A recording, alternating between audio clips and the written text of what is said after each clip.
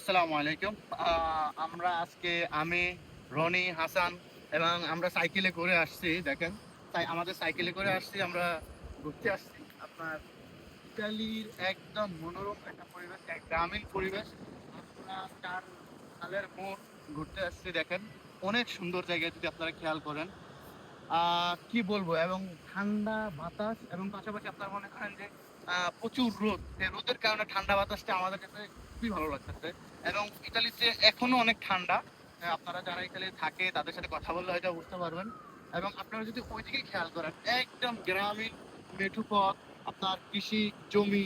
এবং আরো একটা মজার একটা বিষয় শেয়ার করি, সেটা হচ্ছে বাংলাদেশে আমরা হাল চাষ করি, মনে হয় যেন এক মানে চার আঙ্গুলের কি বলে ড্রাইভাররা ডাবায় না।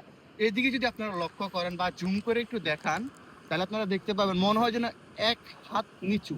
হ্যাঁ, এক হাত নিচু মাটিগুলারে উল্টিয়ে ফেলে। মানে এই জন্য তাদের মনে করেন যে কৃষি জমিগুলো এতটা উর্বর থাকে। এবং কি বলে এটাকে, হয়তো আমি কথা বলতে গুলিয়ে বলতেছি, আপনারা বুঝে নিবেন।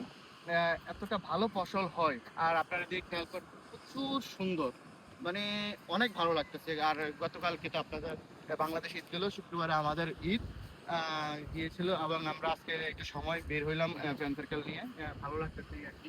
তো ভাবলাম আপনাদের সাথে শেয়ার করি। আসসালামু আলাইকুম, ভালো থাকবেন।